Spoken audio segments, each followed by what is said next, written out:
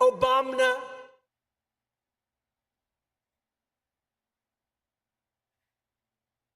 If there is anything that needs to be satirized and remixed, it is Trump talking about massive dumps. And by the way, extra points, if you can sample Trump saying massive dumps and me talking about it in a song, please do it.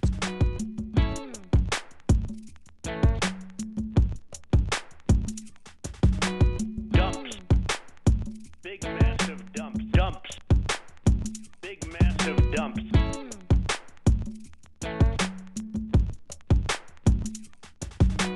Dumps. Dumps. Dumps. Dump. Dumps. Dumps. Dump. Dumps. Dumps. Dumps. Dumps. Dump. Dumps. Dumps. Dumps. Dump. Big massive dumps. Dumps. Dumps. Dumps. Sir, you just Dump. won. Dumps. Dumps. Dumps. Dump. Big massive dumps. Donald Trump insisted multiple times that it was massive dumps that led him to lose the election, which is just on another level, on another level. Dumps. Dumps. Dumps. Sir, you just Dump. won. Dumps. Dumps. Dumps. Dump. Big massive dumps. Dumps. Dumps. Dumps. Sir, you just Dump. won. Dumps. Dumps. Dumps. Dump. Big massive dump. You turn the faucet on in areas where there's tremendous amounts of water, where the water rushes out to sea, because you could have people are flushing toilets 10 times, 15 times, as opposed to once. Quietly dripping. Dumps. Dumps. Dumps. Sir, you just Dump. won. Dumps. Dumps. Dumps. Dump. Big massive dumps. Dumps. Dumps. Dumps. Dump. Dumps. Dumps. Dumps. Dumps. what is going on here? What is going on here? It's just beyond parody. I mean, massive dumps cost them the election. What is going on here? What is going on here? It's just beyond parody. I mean, massive dumps cost them the election. What is going on here? Dumps. Dumps. Dumps. Dumps. Dumps that Dumps. Dumps. Dumps. Toilets 10 times. Dump. Dumps. I'm worried about my espresso machine. I'm not. That could be your headline. It's not a joke. No. It's just I'm worried about my lathe. Out there, like in Just pillows. who broke into my computer? Well, the back end data just exploded. I'm talking about getting rid of the machines, melt them down and turn them into prison bars. Pillows. I'm not a lawyer. The lawyers are lawyers. The lawyers are lawyers. The lawyers are lawyers. Get rid of the machines. I'm talking about getting rid of the machines. Just pillows. Who did this attack? Who did this cyber attack? So you have, the good geeks, and they patch it up, and they fix it, and they put up better protection, virus protection. But here's what my attorney said. He said Just pillow. They took the pillow phone. Do you frequently go to Hardee's? Is that a common place you go? Okay, that's pretty funny, David. No, it's not. I'm not. That could be your headline. The machines. I said I'm gonna bash through them and went to find a drive-through. It's really incredible, the branding around that. I said, no, you're not getting my phone. I said, arrest me. I've done nothing wrong. He said, no, we're not going to arrest you. I said, well, you can do anything. You hack in, and you can get rid of the machine. I'm talking about getting rid of the machines. I'm worried about my pillow. No, Truth, that's the worst thing for you because your cervical nerves in your neck, I will send you some pillows. I'm worried about my lathe. I'm talking about getting rid of the machines. Okay. Melt them down and turn them into prison bars. Just pillow. All right, thanks, sounds Mike. good. Take care. Thank you. Bye.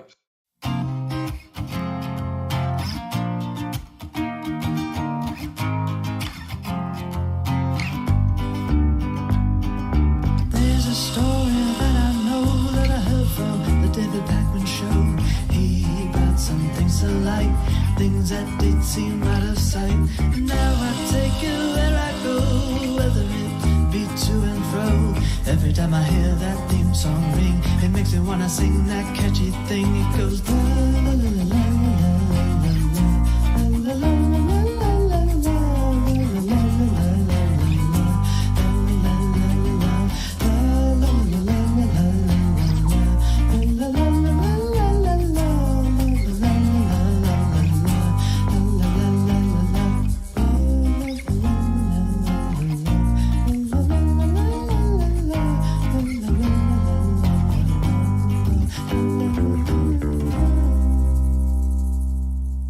Well, it's a very special day because we have today returning to the program Mike Lindell, CEO and inventor of My Pillow. What? What? What would you like me to say, David? I'm not a lawyer. The lawyers are lawyers. What's so hard to understand?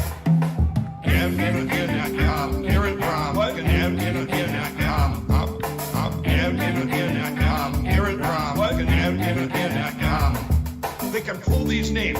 It's just like every state. Every state has people that voted that don't live in the state. Hold on, Mike. Hold it, David. You're doing the population of Wisconsin. I have a moral compass. 2 million, you can get them. I got requests out to every single. These are right off the voter rolls. David, you're not listening. David, you're not listening. It doesn't matter who won or lost. This stuff just happened. And I'm talking about getting rid of the machines. Mike Lindell wants to get rid of the machine. Get rid of my espresso machine. The voting machine, David. Everything that can be hacked. You got, credit cards companies get hacked. Businesses hacked. Gas companies hacked. Who did this attack? Who did this cyber attack? That's all I'm about. We can't have computers running our elections. Mike, you've mentioned so much. Let me just make one comment here. Nope. Melt them down and turn them into prison bars.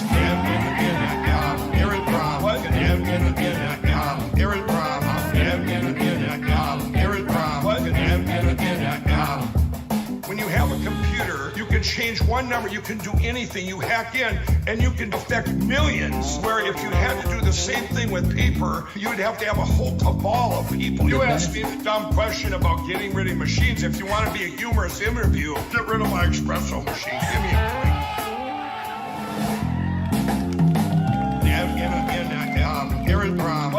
What? I'm not a lawyer. The lawyers are lawyers. I'm not a lawyer. The lawyers are lawyers.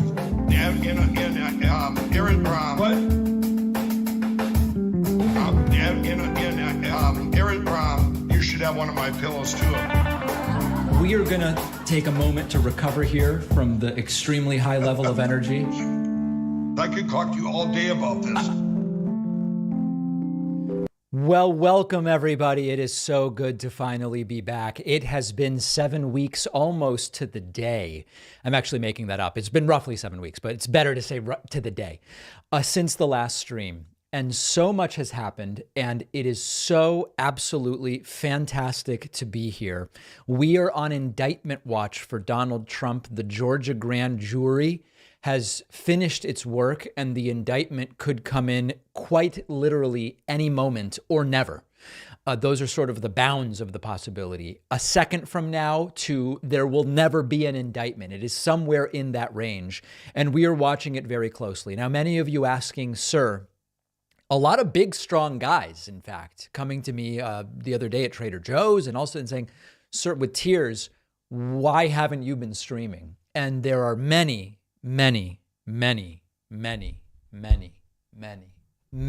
reasons.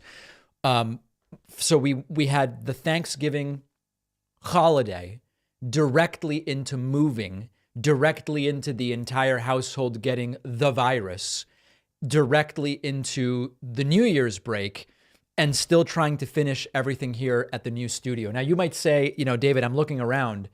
It sort of looks like the old studio, but let me show you why it is not.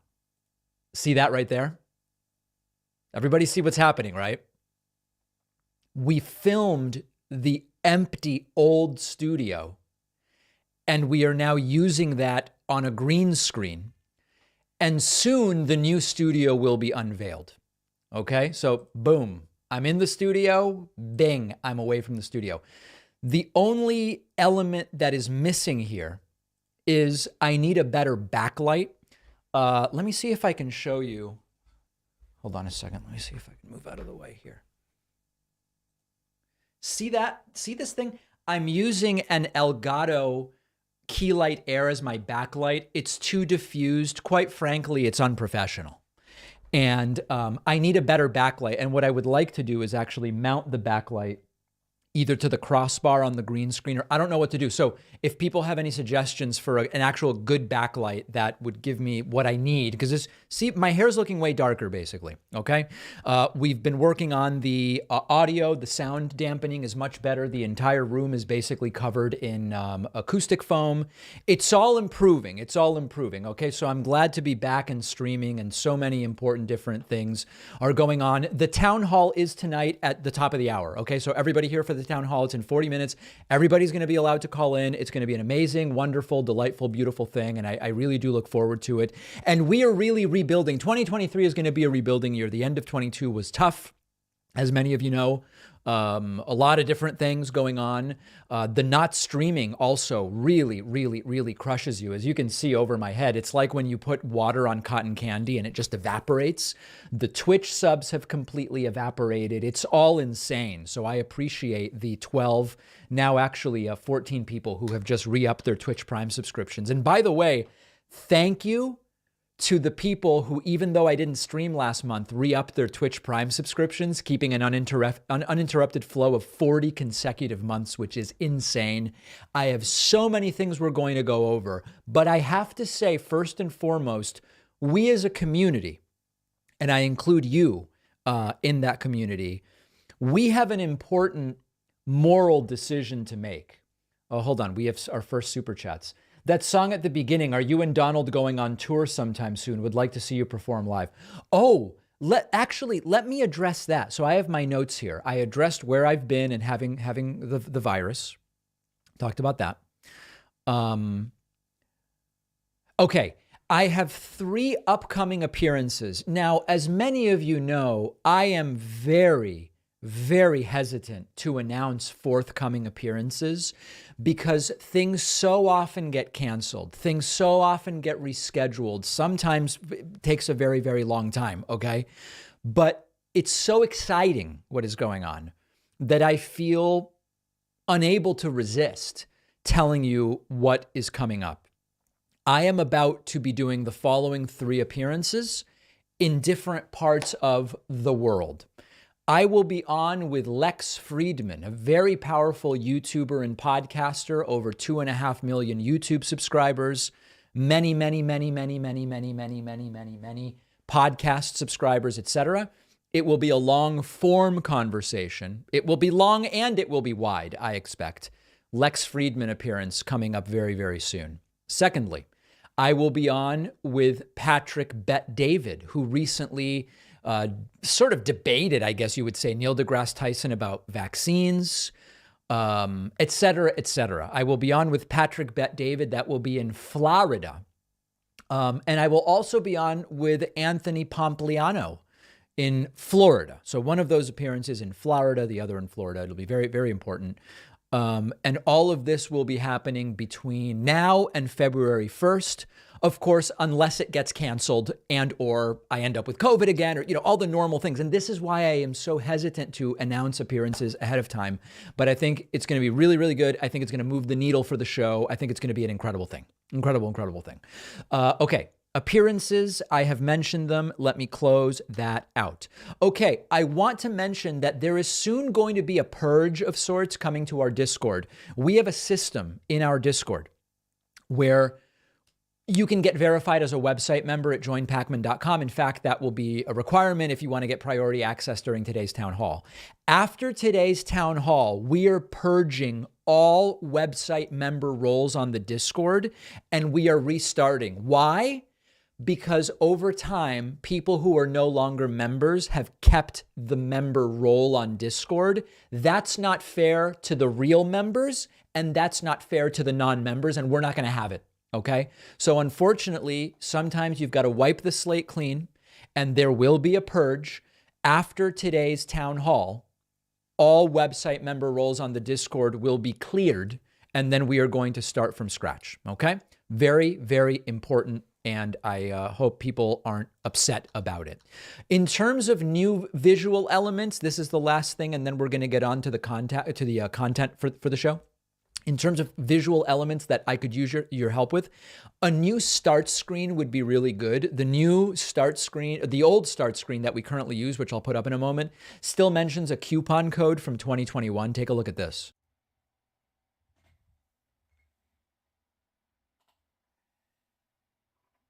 Okay, so if somebody wants to design a new start screen, that would be really, really great. And the other thing is we are ready for our new live stream overlays, particularly once the new studio is up and running. And we've got that big rectangular blue box at the top that's not used. The old logo is down there, you know, all these different things. If someone wants to design some new overlays, please get in touch, info@davidpakman.com. And I will say, last time people wrote to me who had never done overlays before, and some of them sent me like bitmaps that were created in Paint. And it's just like, I really appreciate everybody's interest in helping, but please only get in contact if you actually have experience doing it, because I don't want to waste your time and I don't want to waste my time. Both are very precious. I respect your time too much to consider wasting it. Okay, so that's the other announcement. All right, let's get into some of the content. We have a very important decision to make, my friends, and it has to do with the Mango song. You may have learned, and we talked about it on the podcast today, that Diamond of Diamond and Silk has passed away. It appears as though it was from COVID, but it's not completely clear at this point in time. We have two options. You might have noticed I did not play the Mango song during the introduction today. There are two views on this. One is we should eliminate and retire the song because of it would be disrespectful to the memory of Diamond to keep playing it. The counterpoint to it would be that it is sort of a tribute in a sense to Diamond, okay? So I'm going to play the song. While we play it, we will get polls going on Instagram, where am I talking about? On Twitch and on YouTube, and people can vote as to whether we should keep it. Let's take a look. Uh-oh. Yeah, here we go. My bag of mangoes. Uh-oh. I love mangoes too. 9 cents. Now that we are up under a Biden's regime, my bag of mangoes now costs $11.99. That seems like a pretty good deal. A bag of mangoes. Aren't mangoes like $3 each?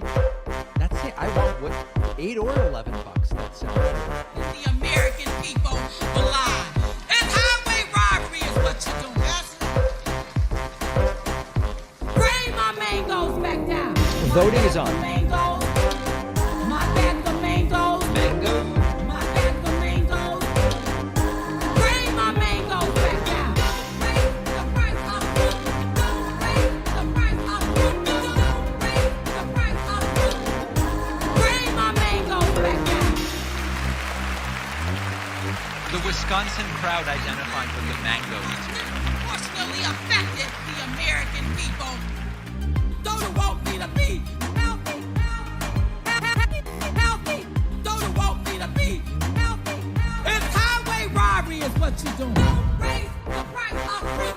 Don't raise the price of fruit. Don't raise the price of fruit. Don't raise the price of Mangoes?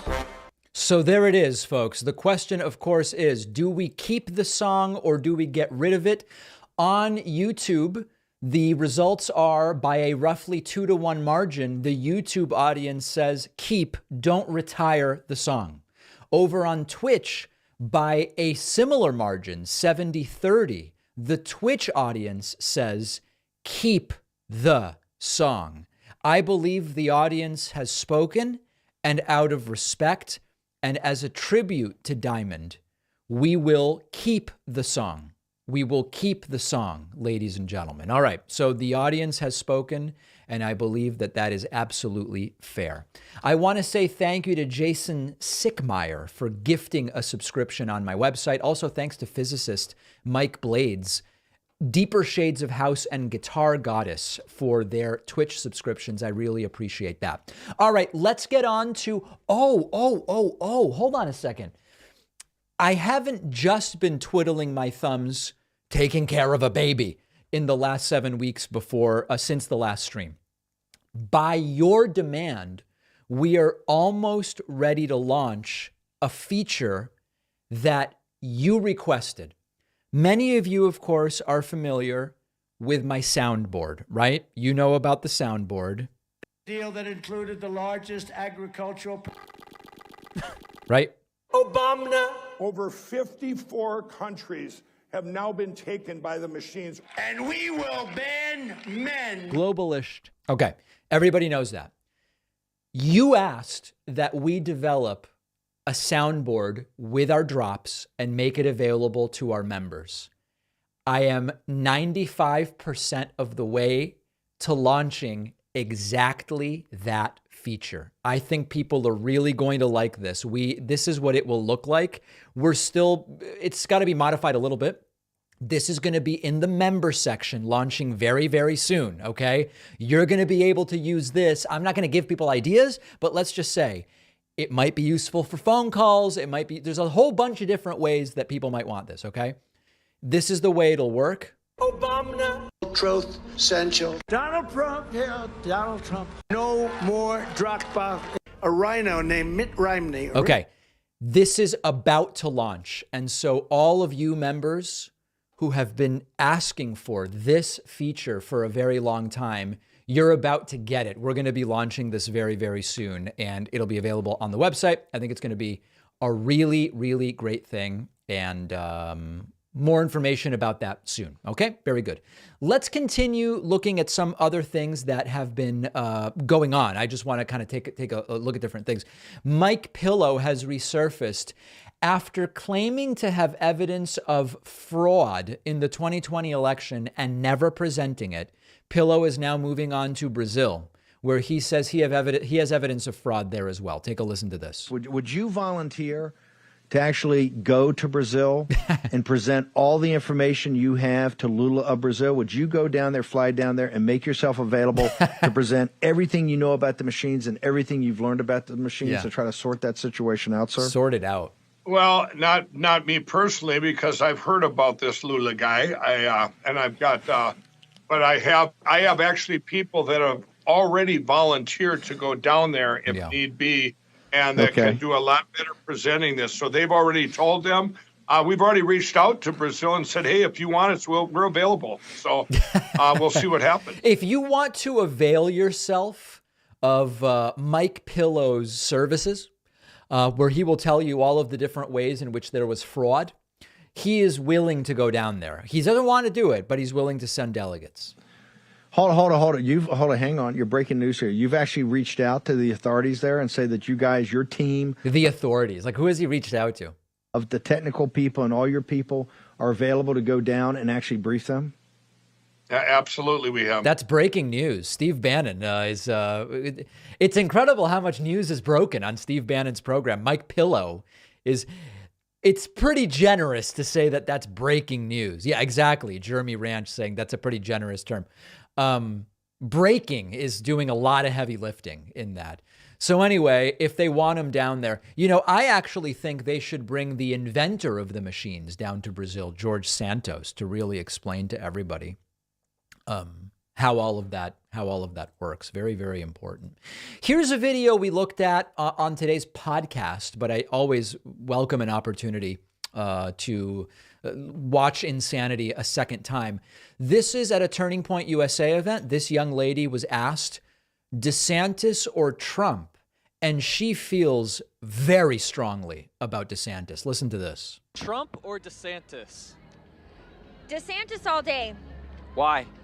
Well, because I don't like vaccine salesmen, and millions of people are being killed all across the world, and I blame Donald Trump for that. Yeah. Millions of people are dying around the world for all sorts of different reasons, but the COVID vaccine is not one of those reasons. And of course, there is no evidence of that. In the United States, we have a system called VAERS. It's the Vaccine Adverse Event Reporting System. And anybody can submit whatever the hell they want to it. And if you die of a car accident 10 months after getting vaccinated, that can end up on VAERS and count as what this young lady calls a vaccine death. So this stuff continues to float around. I mentioned 15 minutes ago, I did see Neil deGrasse Tyson try to talk to Patrick Bet-David about vaccines. I'm going to be on with Patrick Bet-David in a couple weeks. Maybe the topic of vaccines will come up. I don't know. But I always welcome the opportunity to talk. You know, one of the things with a lot of these people is you have to establish what question they're trying to answer. And what I mean by that is some people will say that we gotta stop with the vaccine stuff because it's just crazy. And you go, well, what's crazy? Do you believe vaccines as a technology don't work? Or do you believe that mandates, which basically don't exist, are against the law? Or like, what is it exactly that you're trying to answer? And often they don't know. There's like, it's just crazy. They want you to woke vaccine yourself into oblivion. It's like, okay, well, hold on a second. That's not really substantive. Let's back it up a little bit. Let's figure out exactly what question you want to answer. And very often they have no idea. They have no clue whatsoever. And this is where you often get this. It's kind of like the verbal ink blot where they jump from one thing to another when trying to make an argument. I once was in a crazy, this was actually kind of unfortunate. In what year was it? A few years ago. It was actually, I actually think it was when, was Trump? Yeah, it was at the very beginning. No, it was during Obama's presidency. Obama. Yeah, where we ran into at like a party, a dinner party, someone that my girlfriend went to high school with, and it turns out that his family is like a big Republican family, and I had no idea. And all of a sudden, he just, when it comes up like what I do, this guy just drops out of nowhere. Yeah, well, I hate to say it, but you and the liberal media really screwed us because now we're screwed. You know, it's like Mitt Romney could be the president right now, but you guys really screwed us. I'm sorry, but you screwed us. And I go, oh, okay, well, in what way are things worse now with Obama rather than Romney? And the guy's like, he's destroyed the economy. And I go, oh, by what metric? Just everything's terrible. Oh, really? Okay, because unemployment's low and stock market's doing fine and inflation's low. And then he goes, Obama said there was a red line in Syria, though, and now he didn't do anything. And I go, well, but your first thing was that the economy would be better under Romney than under Obama. And when we dug into that, now you're talking about a red line in Syria. Now we're on foreign policy. They don't know what's going on. They just have no idea what's going on. And the guy ended up leaving without even saying bye to my girlfriend, even though they like knew each other for 20 years. It was weird. Never spoke to the guy again. Sad story. But my life is probably better never seeing that guy again, if I'm totally honest. Okay. Thanks to Emily, Bernie, and Billy for the Twitch Prime subscriptions. I really appreciate that. Speaking of critical thinking, this is actually a serious thing, and I think people are going to like this. Many of you know that I have been arguing for a decade that we must start teaching critical thinking earlier than we currently do, if at all, right? Some people never get a critical thinking class, ever. And if they don't go to college, they may never get it in their lives. Then all of a sudden they go, Fox News is the only one that tells the truth. And then that's how 74 million people end up voting for Trump. I am putting my money where my mouth is on this issue. As I have said many times before, we must, in the US, yes, I know people from Sweden are in the chat going, what do you mean we? I mean, we in the US, yeah. We are very, very soon going to be releasing hold on a second. Look at this. Someone says that teaching critical thinking is liberal indoctrination. No. We are very close to completing a children's book on critical thinking. This is going to be an illustrated book that is meant to get 6 to 8-year-olds thinking about things like, what can we learn from asking questions? What's the difference between the truth and a lie? How do you know if someone's telling the truth? It is going to be the absolute basics, okay? There's a lot of people that write to me and they say, David, I have kids. They're going to go into school. They're not going to be taught this stuff. What can I do? And I go, well, you got to just start talking to them about some of this stuff. We're going to be publishing a book meant for children to start introducing them to critical thinking. It's not going to be politically biased in any way. It's not going to address political issues. It's just going to be about how we learn things, how we know things, how we ask questions, how to think a little bit. I think this is maybe one of the most important things that we will have ever done. I'll tell you guys more about it later. I want to do it paperback and Kindle. Paperback is tougher. The book's been banned by DeSantis. I know. Yeah, it's not even out. It's already been banned. I want to do paperback and Kindle. I'll have more information for people soon. It's another thing that we've been working on. So many different things. All right, let's continue on with what we have here. Thanks to Bert as well as Crowbars for the Twitch Prime subscription. Top of the hour in 20 minutes will be the David Pakman Show Town Hall. And I look forward to hearing from many of you. This is maybe the most insane thing I've ever seen on Newsmax. And we've seen a lot of really, really crazy things on Newsmax. Listen to Eric Bowling here. But what's frightening, these so-called journalists at New York Times, influencers, and media and academic circles, they feel empowered to lecture you about your love interests, who you should marry and have children with. This is the road to tyranny, isn't it? And the next thing you know, we'll have a one-child policy, just like China did, until it didn't work anymore. What? But okay, sure, I'll give them this. Shorter people do tend to live longer on average. But you know what else? There's this. According to a study, shorter men tend to have more psychopathic traits. This is a segment on a supposed news channel. These really, really anti-milk, pro-soy, anti-beef eating liberals want you to mate with potential psychopaths. How is that? How about that line? These really anti-milk, pro-soy, anti-beef eating liberals want you to mate with potential psychopaths. Extraordinarily valuable news, huh? Literally, little madmen. That's wild enough. The arrogance to even suggest such a thing. That's not very feminist either, is it? And definitely not pro-woman. This is funnier than SNL. SNL can't possibly do a parody of this because this is the parody. So it got me thinking.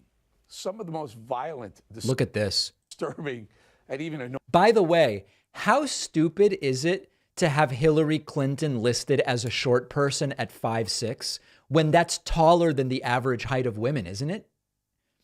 Average height of American women. I thought it was 5'4". It is.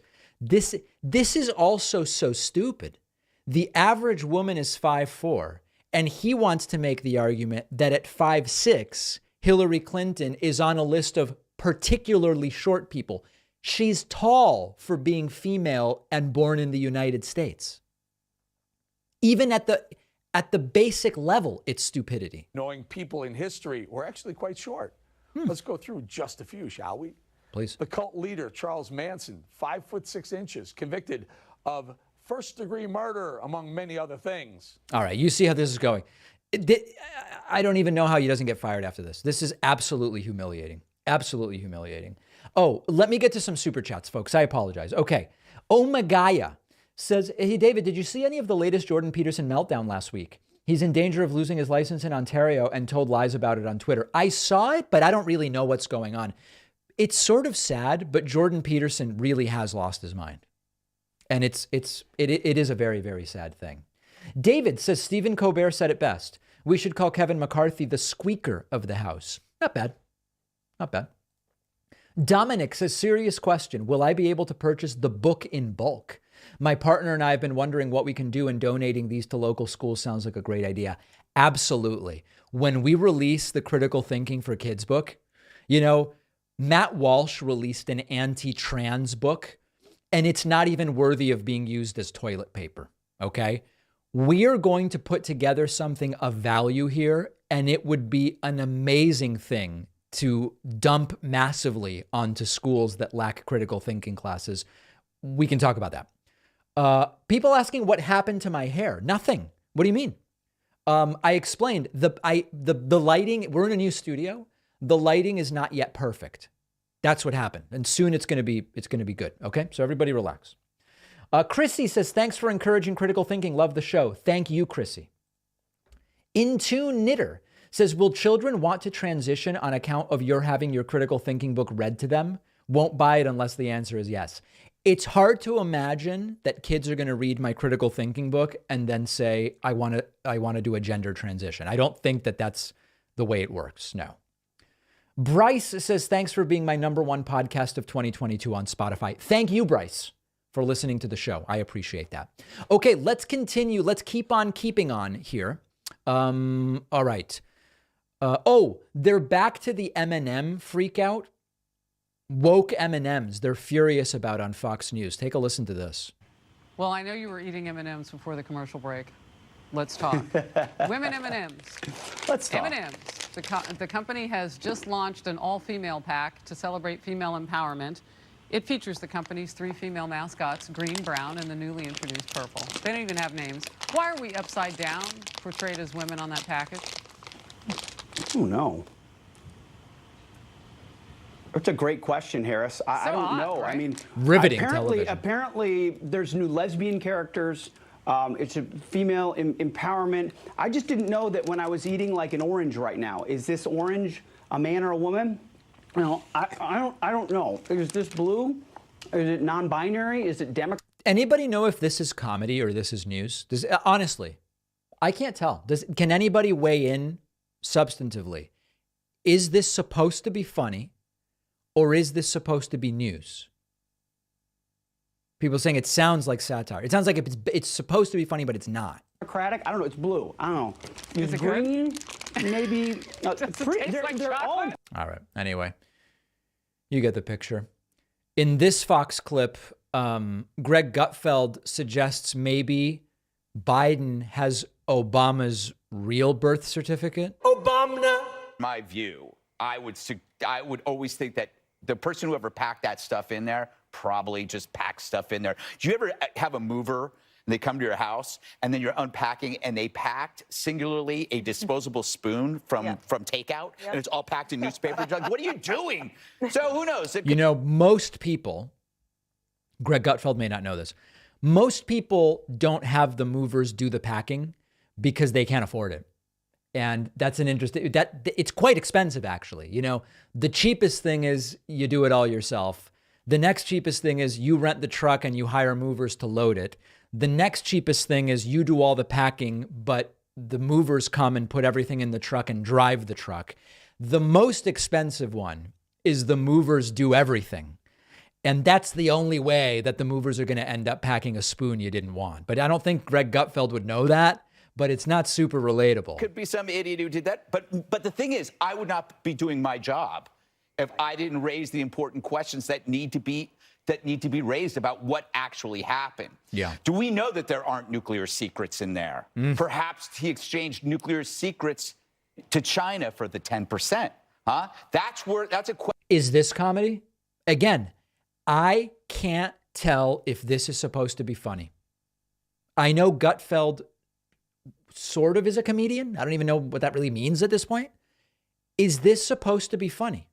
I have no idea. Question worth raising. What if he has Barack Obama's real birth certificate? Oh, no. And that's what got him the VP job. The blackmail.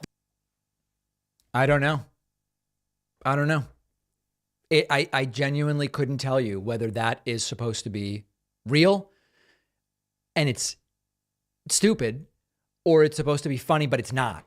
It's a bad attempt at comedy is what it sounds like. Yeah, that's very much what it may be. Okay. Here is Candace Owens talking about why she likes to hunt. This should be interesting. Shoot it directly in its heart so that the animal does not suffer and that the animal falls. And if you do injure it, you are required to track that animal until you find it, because they do not allow animals to suffer. And I took a breath and I fired and I shot the animal directly in the heart. And then we ran up, and it turns out that it was going into some record book because she had horns. It was a queen. Turned out that she was a queen. A queen spots another queen in the distance. And it's interesting because you see me smiling in that photo, and I always remember thinking of these photos of how could you smile next to an animal that's dead? And I just want to make this clear. This moment, it wasn't about gloating that you had killed an animal. It was so beautiful. It gave me such a tremendous respect for life and for death. And I was smiling because I had realized that I had reached another level in my own development, that this person who doesn't want to exist to believe that food comes out of a grocery store, that this person could now go out and could hunt their own food, and that I was going to feed all of these African children who are ecstatic when the hunters come because they know that they're going to get a bunch of meat, and that I was successful and I was going to be able to bring them back this meat. This is seriously psychotic. Seriously psychotic. And so, as I said before, I don't want to be one of those conservative cowards who doesn't post these sorts of things because, oh, they think people won't understand. I'm proud. I am tremendously proud of this moment. And I know that in the future, all of my children, all of my offspring will learn to hunt, and they will learn to shoot, and they will learn to live off of the land. And I realize that that has been my New Year's resolution, I think probably for the last 3 or 4 years, is to truly become native, to know where I live, to know how I can survive where I live. There is not only a psychotic overtone to this, there's also a weaponized delusion of grandeur here. I don't know if you all are picking up on that. There's multiple layers on which this is operating. And this, we get vibes of delusions of grandeur from Trump, right? All the time. He's the best this, he's the best that, whatever. This is like extra, completely extra. Because when things get bad, and they do, it's a cycle. It is a cycle. We live in times of prosperity, but we've seen grocery stores, we've seen the shelves cleared. And when times get bad, you kill a rhino and you eat it. That's exactly right. Dangerous, dangerous, dangerous woman. And again, part of it is like the people that fall for being like, this is who I listen to. This is the type of person I listen to. And it's funny because she's also talking about a paradigm of what she considers to be solutions that are solutions to the extent that they are solutions, they're solutions to problems that her political movement caused, right? It's sort of like, here's how I'm going to put out the fire I started. It's really crazy. Really, really crazy. I want to remind everybody, we are moments away from the town hall. At the top of the hour will be the David Pakman Show town hall. We will be doing it via Discord. You can join at davidpakman.com/Discord. I want to remind you, if you want priority access during the town hall, you have to get verified as a website member. Still time to sign up at joinpakman.com. Website members during the town hall get priority access. You go to joinpakman.com. You can do monthly. You can do yearly. Either way is fine. You hit the sign up button. As you can see above my head, the coupon code is please no more Trump. And when you type in that code, you see that you get an incredible discount. Once you have a membership, and the membership can be a previous membership or you get it today, in the Discord, you go to Contact Mod Team and click the contact button, and then simply send proof of your membership. You can just take a screenshot of yourself logged in on the website. You will then be tagged as a member, and you will get priority access during the town hall, which is about to start. Tonight is the town hall. First town hall of 2023. It's an amazing, amazing thing. I will also suggest that if you're here, re-up your Twitch Prime subscription. Richbird and Slingblade and Mushroom Wand all just did, putting us at 27. And if we get to 100 today, we will schedule a members only town hall. Tonight's town hall is for everybody. If we get to 100, we'll do a members only town hall really, really soon. Also, I have a very, very important announcement to make. For a long time now, I've been considering how I can best contribute to the world. And these aren't easy decisions to make. They're decisions, you have to really think critically about and really be sure that you're doing something that you actually want to do. And today it's weird to say it actually, but I am ready to announce that I am going to be entering the running to be the host of a YouTube channel with 2 million subscribers. I am ready to throw my hat in the ring and say, I believe that as a host of a channel with 2 million subscribers, I could be really good and I could do good things for people. So I want you to help me achieve that. You thought I was going to run for something. Give me a break, guys. I see people getting all triggered. I can't stand it. Last thing I want to do is end up being George Santos. You know what I mean? Give me a break. No, but in all seriousness, we do want to get to that 2 million number.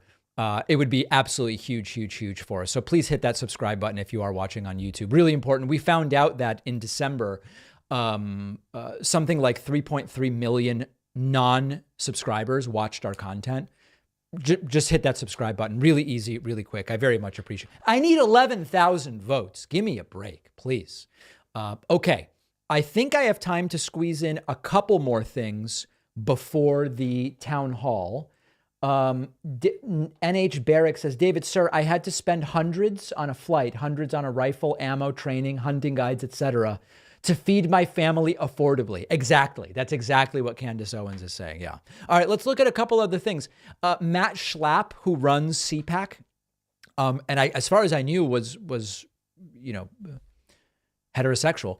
I guess he groped the genitals of a male staffer, and now the text messages have gone public, and it's pretty bonkers. Staffer texts Schlapp to inform him he's not going to drive him. He says, I did want to say I was uncomfortable with what happened last night. The campaign does have a driver who's available to get you to Macon and back to the airport. According to phone records we've reviewed, Schlapp tries to call him a couple of times. Then a few hours later, he sends the following text message. If you could see it in your heart to call me at the end of the day, I would appreciate it. If not, I wish you luck on the campaign and hope you keep up the good work. We also obtained a brand new text message exchange that's being made public for the first time. This is the staffer texted a friend who's in politics, really sort of telling him what happened allegedly, but also asking for advice about how to tell the campaign. So the staffer tells this political friend, quote, he's pissed I didn't follow him to his hotel room. Then later the friend responds, I'm so sorry, man. What an effing creep. And then a little later, the staffer texts, I just don't know how to say it to my superiors that their surrogate fondled my junk without Oh my God. consent. Crazy stuff, huh? Really, really wacky stuff. Oh, we already looked at that separately. Actually, so the Schlapp thing, it's all alleged, we're going to keep an eye on it. Another moment from a different Candace Owens video. She says that if someone tried to vaccinate her kid, she would potentially kill them. I just wanted to be very honest about the fact that I went on a hunt in Africa, and it was something that I felt very encouraged by. Has she mentioned she went hunting, guys? Definitely something that I felt made me more connected to the land and made me more capable of surviving in the wilderness if we happened upon tough times. And some people were really angry and some people were really offended by it. I mean, one person, by the way, I remember reading the comments said, like, this means if you would do this to an animal that you would do this to a human, that you have the capacity to kill a human. And I was very insulted by that because I feel like, obviously, Candace Owens has the capacity to kill a human. I mean, like, if somebody did anything to my child, anything, you break into my house, you do anything that I think is going to harm my child, there's never been a question in my mind about whether or not I have the capacity to kill a human. Right. If Fauci came at my kid with a vaccine, I'm not going to finish that sentence because I know Big Pharma has big guns. And so I'm going to keep my mouth shut. She would kill Fauci if Fauci came at her kid with a vaccine. Vile, vile, vile woman. Truly. I mean, absolutely horrifying. Completely and totally horrifying person. Jeez. These are the people that they have followers. They have followers. That's the scariest thing. I want to say thanks to Johnny Minogue, as well as Brian Shorey, Mario Felice, and John Gillen for signing up on our website, joinpacman.com. Very much appreciate that. Folks, let's start the town hall. Welcome, welcome, welcome. Let's reset It is January, what is the date? January 11th. It is 6 p.m. Eastern time. And as promised, it is time for the first viewer town hall of 2023. This is going to be taking place. If you want to talk to me, it is on Discord. Please go to davidpakman.com/Discord, get into the Discord, and join the waiting lobby. If you want to talk to me, please raise your hand or request to speak. I don't know exactly what terminology it says. We are going to be talking to everyone who, well, I mean, not literally everyone, but people regardless of their membership status on the website. If you do sign up at joinpakman.com and verify your membership on Discord, you are going to get priority access. Priority access, very, very important stuff. And what else? Please get right to your questions. You know, all the normal stuff. Just be aware of the fact that there's other people that want to talk, and then just don't use speakerphone, stuff like that. Thanks to 503 Phoenix, by the way, for the Twitch Prime subscription. I do very much appreciate that. Should we just jump right in? I mean, it's town hall day. I feel like we should just get going. Let's start today. Let's start just as a beginning, okay? And folks, I don't know how many times I have to say it. Do not direct message me on Discord trying to get on. I will immediately block you. I can't deal with that crap, okay? Do not direct message me or call me on Discord. I will just block you. Go to the waiting lobby and use the request to speak thing. Let's start today with a website member. We will go to Elias from Texas. Elias, please get right to your question, my friend. Hey, David. If the U.S. government and U.S. corporations are responsible for destabilizing and preventing prosperity in Latin American countries, why do conservatives are like, this isn't our problem if it's like a lot of those problems are U.S. made, in my opinion? So let me see if I understand the question.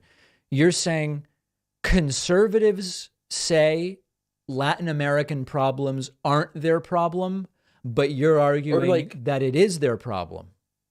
Oh, I'm saying that they fail to acknowledge that a lot of these problems are American made. So like the United Fruit Company and like all the interventionist policies that America has done against Latin America, like a lot of those people are fleeing like broken governments, but like they're broken because a lot of the activity that America has done. What do you think about that? Yes, it's not surprising to me that right-wingers refuse to acknowledge any time that the U.S. has had a negative role anywhere in the world. I think it's important when we look at such complex issues as Latin America, you know, an entire region, not to only blame the United States, but there is no doubt whatsoever that it's because it just me molesta la manera que like Trump habla de los mexicanos, porque yo soy mexicano y nomás me enojo mucho porque no debe ser así. Like all these problems are many of them are like American, or the origin can be traced back to America, in my opinion. So all right. Well, Elias, I appreciate you weighing in on the issue, and it is never a shock when Republicans shirk responsibility. That we are accustomed to. Gracias, David. All right. Muchísimas gracias. There is Elias from Texas. Let's now go to a non-member. Let's go to Matt from Minnesota. Matt from Minnesota, welcome to the first David Pakman Show Town Hall of 2023. If you're just joining us, go to davidpakman.com/Discord to participate. Members will get priority, and you can, of course, sign up at joinpakman.com. Very, very important place to sign up. Okay, let's continue. Go ahead, Matt from Minnesota. Hey, David, can you hear me? I can hear you fine, sir. Great. So I'm actually a member, but I just need to link my Discord account. Oh, God. Okay. Well, good thing I called on you then. How do you determine the price for your membership? Because you have sort of a sliding scale, and you provide it for free for some people. Some good sales. How do you determine like a one, day to day, like what to offer for your price? You determine the price. That's the incredible thing, Matt. I don't determine it. You determine it. Whatever you want to pay, as you can see here, is available. Although maybe I misunderstand your question. You're saying, how did we choose these numbers? Yeah, yeah. Like, so you have like a full price, for example. Yes. But then you also have occasional discounts. Oh, So absolutely. how did you determine the full price versus how do you determine how much to discount? I use a divining rod to figure out the discounts, quite frankly. There's really no science to it. Okay. Yep. It's just kind of whatever I feel like that day. All right, Matt from Minnesota, thank you very much. I appreciate the call. Let's now go to Smitty from Los Angeles, a website member. Go ahead, sir. Hi, David. I want to start off by saying that I really just appreciate this podcast, and I'm so glad I joined as a member. And I know that it must be incredibly hard work each day to bring us these shows and this information. I know it takes a lot of effort. So I'm just really enjoying it and wanted to just say thank you for that. Wow, I very much appreciate the kind words. Thank you. Yeah, you're very welcome. Yeah, I'm just really, really enjoying how you tackle, responding to the news that's going on and how you are able to really parse it out. I think you just do a really good job, which is what we need to be doing because we just really have to parse out things. Anyway, my question is, what do you think about people like Ben Shapiro? Obviously, he's a very intelligent person, and a lot of other podcasters or political commentators. But do they not really understand the true danger we're in? Are they just willing to sacrifice it for the money? I mean, obviously, he's very. Oh boy, Smitty, you there, buddy? Oh, we lost Smitty. Oh boy. Uh-oh. We lost him. Listen, you're sort of getting at a very deep issue, which is you're really asking, do people like Ben Shapiro believe the things they say, or do they behind the scenes have a completely different worldview? And I don't know the answer to that. I believe Shapiro is honest in his views, but it's quite a deep question, I will say. Let's speak to one more website member, and then we'll go to a non-member, and then it's all going to be great. Why don't we go to Melody from Missouri? Melody from Missouri, welcome to the program, and thanks for being a member on the website. Hi, David. Can you hear me? Yes, I can. All right, fantastic.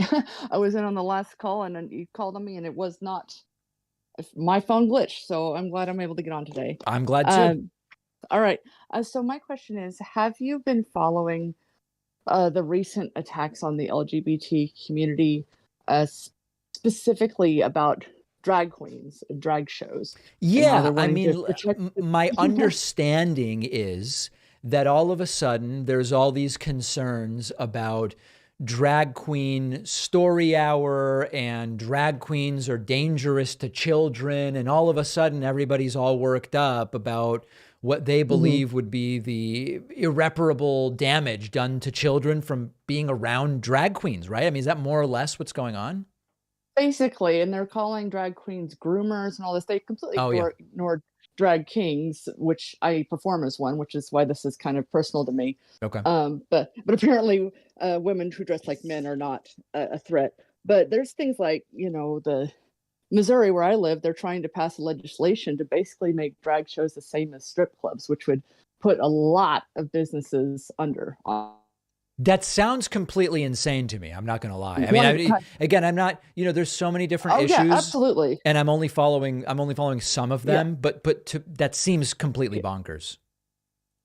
It really is. And honestly, I just wanted to kind of bring awareness to it and see like if you had suggestions on what we might be able to do about this other than just like writing to our politicians. Which no, I mean, listen, I wish I knew more about the issue. I have to say I've been following the overtly anti-trans stuff more than the drag queen stuff. But my hope is eventually they'll just move on. But the problem is when they move on, they'll move on to harassing someone else. Worse. So it's like, is that better? I don't know. Yeah, absolutely. So yeah, it's a whole lot wrapped up in one. It's a lot of anti-trans, a lot of anti-gay, and honestly misogyny, since they're ignoring the kings, which is fine. with me. But yeah, so I just wanted to bring that up, and thank you for taking my call. So when you say you're a drag king, this means Yes. that you sometimes dress like a man. Is that basically what it means? Yes, I perform as a male impersonator, basically. Oh, okay. In what context? In the same way that queens do at shows. It's a lot of people don't realize that kings have existed for as long as queens, male impersonators as long as female impersonators, and we perform just as much. We do just as much work, and you know, I've been like Mr. International Gay Rodeo, things like that, for some time. I've been performing about 7 years, and so what's it's the really nature fun. of the performance? Is it singing? Is it dancing? A lot of the above. It's again similar to drag queens, unless they're like there's a lip syncing is a big part. Some of us sing, a lot of us dance. I do a lot of dancing, a lot of country dancing especially, but do It's a some whole world out comedy. there. Yeah, to do some comedy numbers, lip sync to Weird Al. People love it. But yeah, if you ever have a chance to go to a drag show that has kings in it, I encourage you to do so. If you're ever in Kansas City, I'll invite you to one of mine. All right. Well, I now have invitations to NASCAR and drag shows. So I have a lot of things I've got to get done, Melody. Yes, absolutely. All right. Well, thank you so much for the call. Thank you. All right. Bye-bye. Melody, a very, very powerful website member. Let's go next to Colleen, not a website member as far as I know. Everyone is welcome in this town hall. Colleen, who is new to Discord, which is always potentially fraught. I am inviting Colleen to speak, and I hope that Colleen will soon be joining us here. Colleen, are you there? Looks like we have a problem there with Colleen's Discord elements, I guess we would call them. And Colleen is gone. Well, let's try Sue in Albuquerque instead. Sue in Albuquerque, not a member. Welcome to the program. Sue, if you unmute yourself, we'll be able to hear you, and then off we will go. Can you hear me? Yes, I can. Sue, welcome. I am honored with tears in my eyes. And you're a big, tough person, and you're still crying over it. I am so big and tough. Yeah. And I'd like to thank first the people in your audience that call into your show. I'm gladdened. My heart is gladdened by them. They're such good people. But I wanted to ask you a question, David. Please. Well, expanding on what the other person a little while back said about how great your show is and how much we enjoy it, Yeah. and how much work it is, probably. Yes. I wish there was a way you could do a Spanish version, because you know how the right has all their right-wing things in Spanish. I and know. that just occurred to me. What do Well, you think? Sue, would it be okay if I made an announcement during your phone call? Oh, it would be so great. You might really end up crying after this announcement. Okay. Unfortunately, I don't have time to do a whole other recording in Spanish of the show, but we are in the process of entering into an agreement with a dubbing company that is going to dub our content into Spanish. It is going to live on its own channel. If people want to fact check me, it already exists. If you go to youtube.com/ I believe it's David Pacman Espanol, not Espanol, because you can't do that thing in URLs. Anyway, it's there already. Okay, there's no subscribers. You could be the first subscriber. We've got like a banner up. We are doing it. We are doing it, and we're going to take the most important stories of the day. They will be dubbed into Spanish, and because I agree with you, it is such an important thing. So much right-wing disinformation is targeting American Spanish speakers. Yes. Okay. Well, So you broke thank some news, you. Sue. Thank you, David. My pleasure. Great to hear from you. Bye-bye. I think Sue was so overcome with emotion about the announcement. Let me see if I can actually find it. Let's see here. I'm telling you that it exists. Oh, I guess now with handles. Yeah, here it is. Look, I found it. Yeah, look at this, folks. I was not lying when I told you 4 subscribers. Look at that. It's 5 subscribers. This is going to be a great thing. This is going to be a great thing. And I think it's super, super, super important. Super, super important.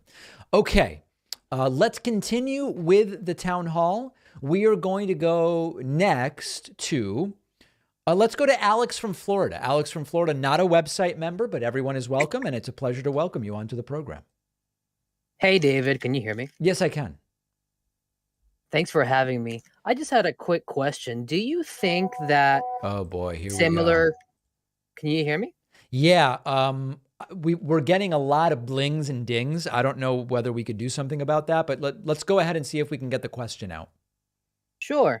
Do you think that there's going to be more January 6th type events like the ones that happened in Brazil throughout other countries in the coming years? Sadly, I do. Sadly, I do. Unless, and here's the big caveat, if the inciters of these events, particularly the Trump riots, are really held to account, I think that we are going to see more attempts at similar events. And it pains me to say that.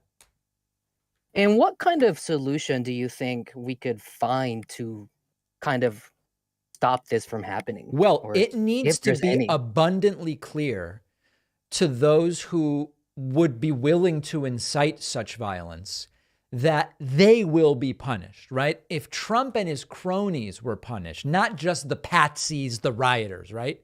But the actual people doing the inciting, if they were punished, I think others around the world would look at it very differently. Okay. Yeah. That's what I was thinking as well. Yeah. Yeah. What part of Florida are you in? I'm in Pompano Beach. Oh, okay. So that's, if I recall correctly, that's like between Miami and it's like north of Fort Lauderdale, right? Yes. Yeah. Yeah. I'm going to be in that area. I actually, when I'm down there for the Patrick Bet David show, I'm going to a very powerful, a power brunch with some people. And we're going to be somewhere in the, Deerfield Beach, Pompano Beach area. Any brunch spots you would recommend? Like nice outdoor seating, maybe on the water? I don't do brunch, so that's not Really? something that I can help Is you that a with. moral Yeah. principle? You're just opposed to brunch, or there's something about eggs you don't like? It's a moral principle. Really? Yeah, I don't like getting up too early to do brunch. Oh. But brunch could be 12:30. Yes. Is But that I'm not a big fan of like breakfast food. okay? Like, what's your typical breakfast? Coffee and some fruit.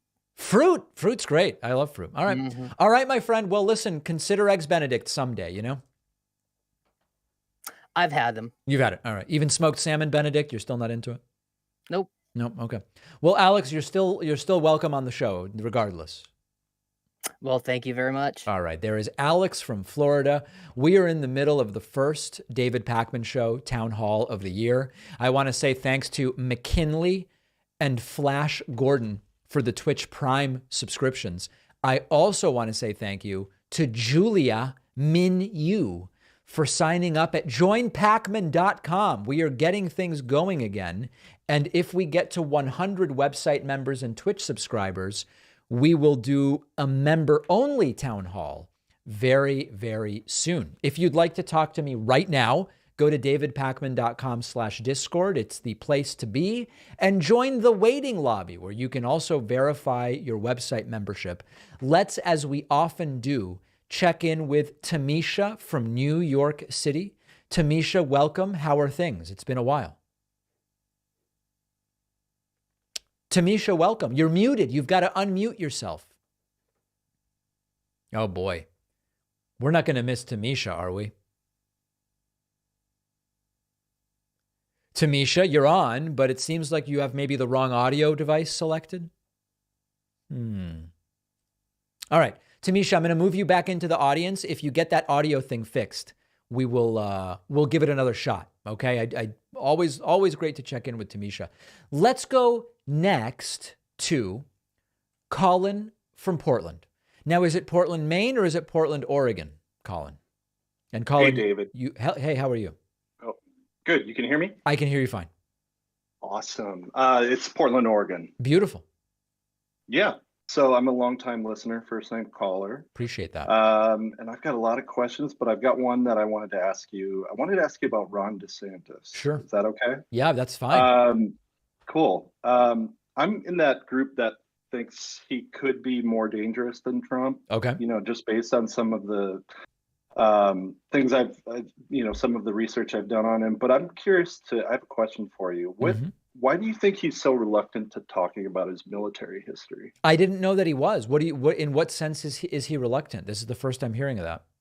Well, I've seen some interviews with him in the past where he's just kind of avoided or dodged the questions about his military history. Oh, interesting. And and I actually listened to another podcast with it was kind of like a military veteran left progressive podcast, and they were talking to people. They're actually talking to somebody who was at Guantanamo Bay, and he was talking about how he remembers Ron DeSantis in his involvement at Gitmo and how he was, basically a despicable person.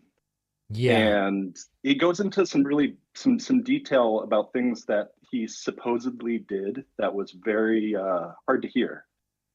And it was just weird. And then after that, I guess he did a tour in Fallujah, which was kind of like special ops, and they didn't really talk much about it. So I was just curious because I think there's a lot that is kind of still yet to be known. It sounds like it. I have to tell you, I am not an expert in Ron DeSantis, although I agree with you that I think he has the potential to be more dangerous than Trump, but I'll have to look into the military service thing. I just don't know enough about it.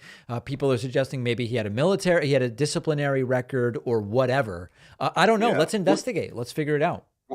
Yeah, because it sounds he was basically a JAG officer, which was basically a military lawyer. Right. And he was there to kind of oversee the day-to-day kind of torture basically. Right. But yeah, it's interesting. So that's my question. And I just emailed you about the studio overlay help actually too, because I'm a graphic designer. Oh, good. So. And you have experience doing overlays. Yes, that's good. I do. So that's good. All right, we'll get it. We'll be in touch then for sure. Sounds great. Thanks, David. All right, Colin from Portland continues moving us along very, very strongly here on the first town hall of the year. Let's go next to, I'm going to go to Jamie from Boise, but Boise is misspelled, and usually people spell the place that they're in, so it's a little bit of a risk, but we're going to see. We're going to go to Jamie from Boise and see what the deal is, if Jamie is able to connect and get their thing up and running. Nope, and they're gone. All right. Well, let's try Tamisha from New York City one more time and see if Tamisha has resolved her technical issues that were plaguing her last attempt. Tamisha, we are welcoming you in. You have to accept the invitation, and then you'll be able to talk to me.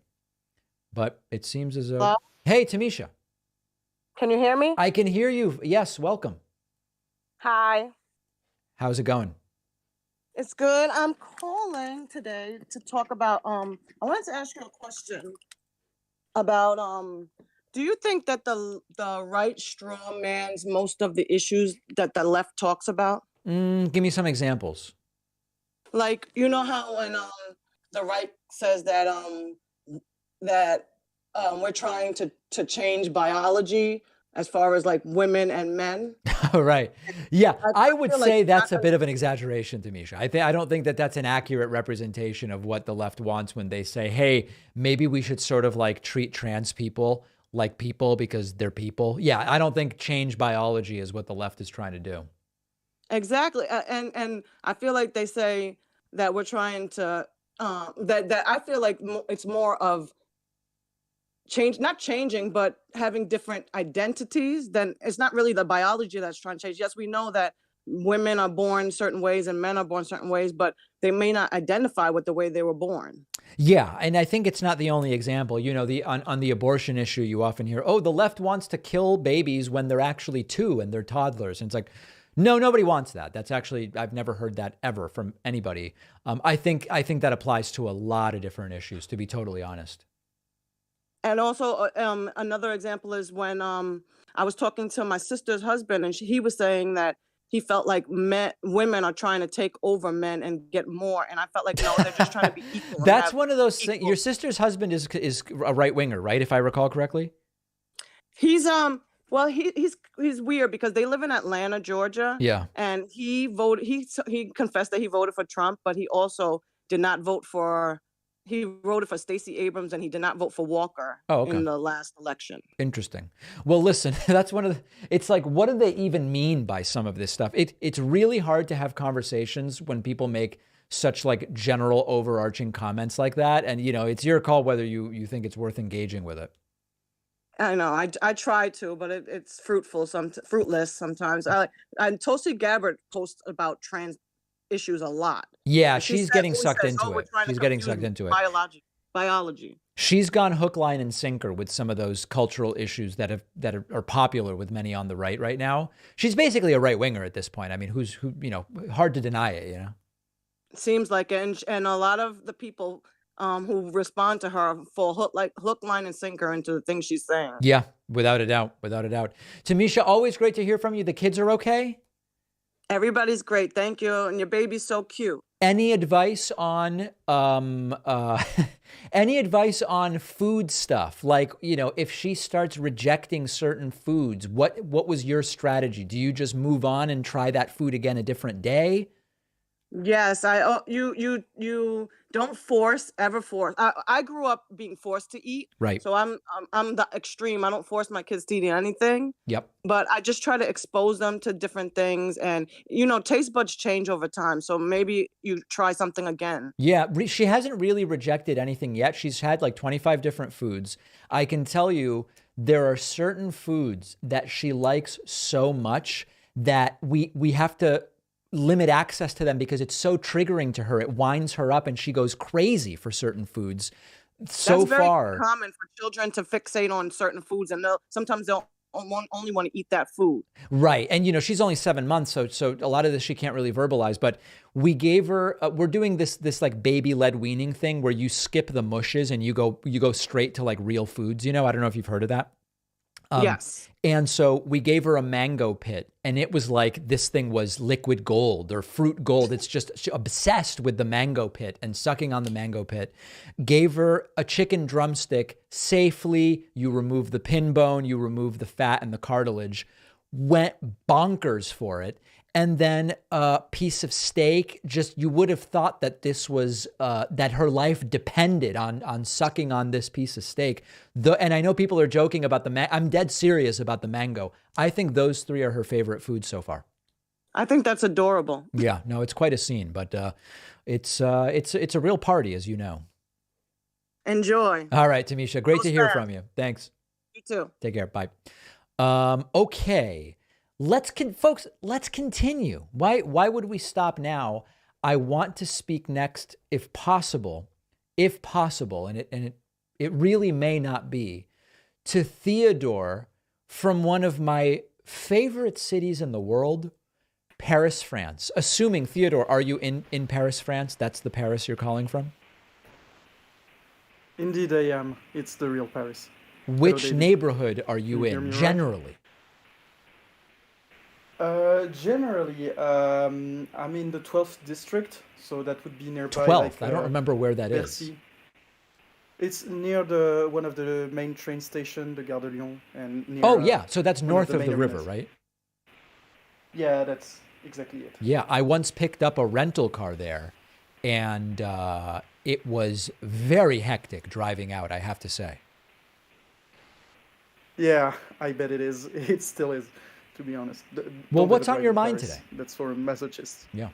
Well, I don't know how much you know about French politics. I don't figure you know so much, maybe. Only a little bit.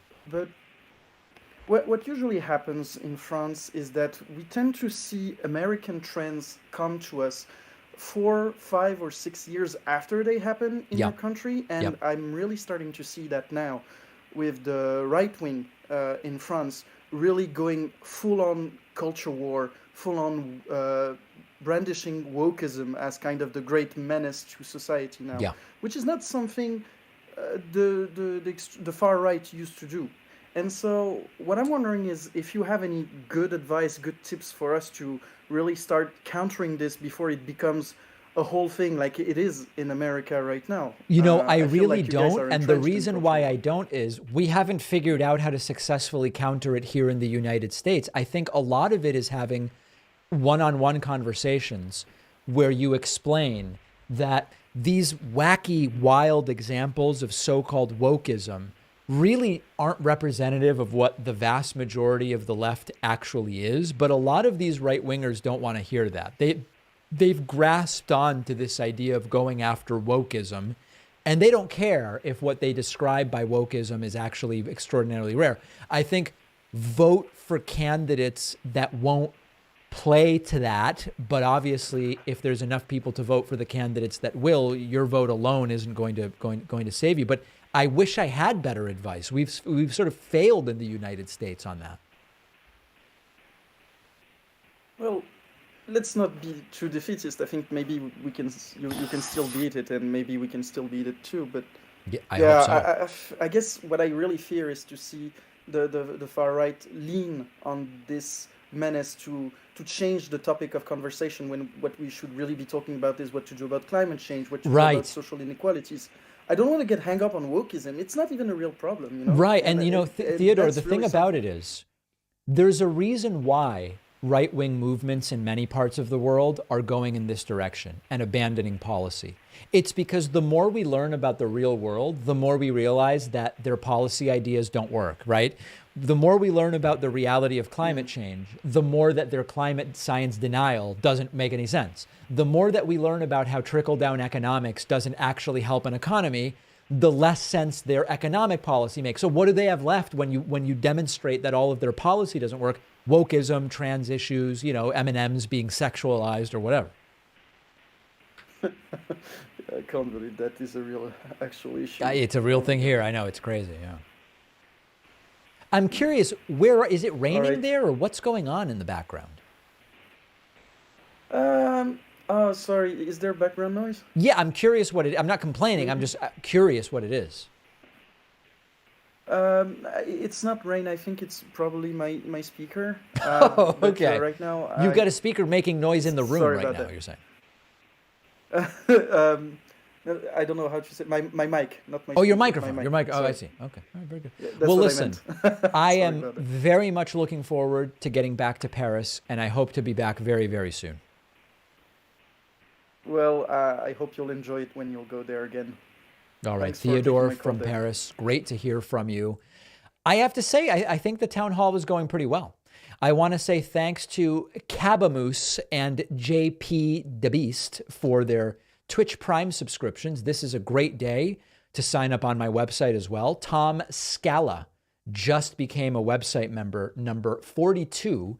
If we get to 100, I will schedule a members only town hall for a forthcoming day, which I think is a really, really great thing to do. Why don't we go next? Where are we going next? Let's go to Shannon from Iowa, interesting part of the country. Shannon, welcome to the program. I would love to hear what's on your mind today. Shannon? Hello? Hi. Hi, can you hear me? Yes, I can. Okay, so I have a few things and I'm so excited to be on. First comment about the drag queen issue. Yeah. There's really no difference between taking your kids out on Halloween and a drag queen show. Okay. You know, in the reality of it, in my idea. You have kids? I have triplets that are grown, and then I have a singlet that's 8 years younger. You have 4 kids, including triplets. Yes. Is that do. even legal?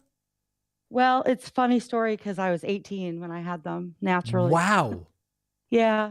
We You grew up had, together, hold on a second.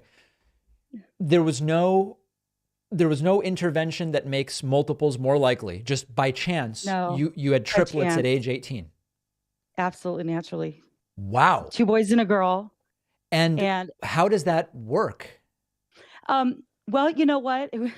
You just kind of figure it out as you go. Yeah. You know, I remember having 2 bottles under each arm and one between my feet to feed them at the same time. And you get really creative with rolling blankets. And, you know, one of the best days of my life was when they could each hold their own bottle. Right. It freed me up. Yeah. Which was what, at like age 8 or something like that? Well, a little bit younger, but That's you good. know, they're awesome kids, and they're all super, super smart. And what moved me today was when you were talking about your book for the young and the way of thinking. And I don't know if it's because I was young, but I raised my kids with having an open conversation house Right. and challenging them to think. And I don't know if that's why they were always, I mean, top notch, genius, smart. And it's, yeah, I don't know where it comes from, but I do think that having that kind of openness to thought of thinking, right? And they're all super successful. And funny when you were talking about breakfast, because my daughter owns the best brunch place in Des Moines, Iowa. Really? And it's half a mile from my house. You would absolutely love it. Her husband just won Chef of the Year from the Iowa Restaurant Association. And it's, yeah, called Little Brother. It is the best breakfast in the Midwest. So Well, I may there's have my to plug. check that out next time I find myself in Des Moines. That's sounding pretty Yeah. good. It's really good. Yeah. So yeah, I really want to give you kudos. I think you can really help expand the minds of our young, and We're going to do it. there- Yeah. For people who are wondering what Shannon's talking about, we're putting the finishing touches on a children's illustrated children's book about critical thinking. It's not a political book. It's just getting, kids to understand, how do you ask questions? How do you figure out if Right. something's true? Really simple stuff to create the foundation that I've been saying for a decade they should have. We're going to do it. And I'll have more information about it soon, Shannon. I'm so excited. Congratulations. Thank you All right. so much for what you do. Thank you, Shannon. Weather's okay there? Yeah, it's just 35 degrees every All day. right, not and too gloomy. bad. Really not bad. It's All right. Thank January. you so much for the call. I appreciate it. You're welcome. Thank you. All right. Shannon from Iowa, triplets at 18. That is, she should be writing the book. I don't know why I'm writing a book. She's the one who should be writing the book. All right. Let's go to website member SD from Dallas, Texas. I do want to say thanks to Hippopotamus Bosch for the Twitch Prime subscription. I'm guessing that that's a reference to Hieronymus Bosch, the TV show, which is a pretty damn good show, I have to say. Also, thanks to Ryan S. Chazier. I don't know if I pronounced that correctly. You're new member number 44 today, but SD, welcome. What's on your mind? Hey, David, can you hear me? Yes, I can. It's not a great connection that we have, but I can hear you technically. Sorry, hold on one second. Oh, there you go. That's somewhat better. Is this better? Yeah. All right. So yeah, thanks for taking my call. It's been a while. My question is mostly, so of course, like regulation is absolutely needed, but sometimes like when there is too much, it can give like all regulation a bad name. So my question to you is, are there any forms of like deregulation that like you currently are like really in favor of? That's a really good question. There probably are, but I can't think offhand of any particular deregulation that I'm sort of like pushing for. Are there any you can think of that I should consider? There are currently a few that I do have in mind. There's like some forms of occupational licensing that to me, like when somebody told me about it, I thought, okay, yeah, maybe that's a little too much. Yeah. And then there's other like small things that I think of like that are non-binding regulations, but still overall give regulation a bad name. So like, for example, like in the industry that like I work in, like almost everything has a Prop 65 label on it. Oh, yeah, You know what that is? Yeah, where it says like it may cause cancer. Yeah, exactly. And so, and especially like with a lot of like home improvement goods and building materials, like everything has the label on it. Right. Like almost everything. So that's something to me where like it doesn't discourage anybody from buying the product, but it still overall kind of gives regulation a bad name. I've even heard people bring it up to me like in conversation to tell me how bad regulation is. That's interesting. Yeah, I mean, I think that that's relative. The things you're listing are minor enough that it sounds like we aren't dramatically over-regulated in this country. And in fact, I would argue that in many industries we are under-regulated. But I am very much on board with what you're saying, that I don't favor regulation for the sake of regulation. I want regulations that make sense and are needed and are appropriate for the circumstances, not regulation just for the sake of controlling industries or people. I think that's a really great way to put it. But do you agree we're not really, if we're over-regulated, it's very, very narrowly. It's, for the most part, we don't have a country that is over-regulated. For the most part, I agree. Yeah. All right. That's fair. All right. Well, thanks, SD. Appreciate all the I call. had. Thank you. All right. Thank you There's SD from Dallas. Couple super chats. Philip says, David, what are your thoughts about the Prince Harry 60 Minutes interview? I didn't see it, to be honest. He said when he was in boarding school, William told him to act like they didn't know each other. Yeah, I didn't see it. I really don't care about royal stuff. Industry says, glad you're back streaming. How are baby and baby mama doing? Everybody's doing well. My 7-month-old daughter is playing the drums now. I posted a video of that to my Instagram. A little bit of an exaggeration, I think, to say she's playing the drums, but no, everybody's good. Everybody's good. Let's go next to Tiffany from Miami, who is a website member. Tiffany, welcome to the program. Hi there. This is actually my second time calling. I thought I recognized Tiffany from Miami. Yeah, how are you? I'm doing well. How are you? I'm well, thank you. Yeah, just quick question this time. So last time I called about the possibility of a federal abortion ban. I agree with you now. I don't really think it would happen. But my question is, do you think the Republicans will abandon abortion as a political football now that they know it affects them really negatively in elections? I don't think so. I think that they will tailor and craft their anti-abortion message to be more narrow and specific. They'll probably back off of the no exception stuff. Like, I think they recognize that no exceptions didn't work particularly well for them. Yeah, it looks crazy. Which is insane. Yeah, of course. Crazy. But yeah. I don't think they're going to abandon the message more broadly. I just think they'll narrow it and tailor it a little bit, because they still raise a ton of money being against abortion from evangelical and religious groups. So you can't do away with it. You just got to tailor it a little bit. Yeah, I think you're right on that one. And thanks for taking my call. Your baby is super cute, by the way. I had to Thank mention. you. And by the way, I am very much looking forward to, in a couple of weeks, getting down to Miami and getting away from the cold. And I'm going to be doing the Patrick Bet-David show down there, the Anthony Pompliano show. I'm going to go to some Argentinian restaurants and all sorts of great Miami things, assuming I don't get COVID again. That's the big thing. Well, you just got it, so I don't think you'll get it a second time back to back. That's my hope. We're all hoping. We're all praying, Tiffany. Yes. Anyway, have a good day. All right. Thank you. Tiffany from Miami, absolutely fantastic to hear from her. Let's go next to Juan from Florida. What's going on? I can't click Juan. Oh no, my entire thing is glitching. I can't bring anyone on. Oh, it looks like there's certain people I can't bring on. Is it because they don't have? It's weird. Oh no, here we go. Okay, now we're good. Juan from Florida, welcome to the stream. Let me know what is on your mind today, if you can join, sir. Juan has been invited,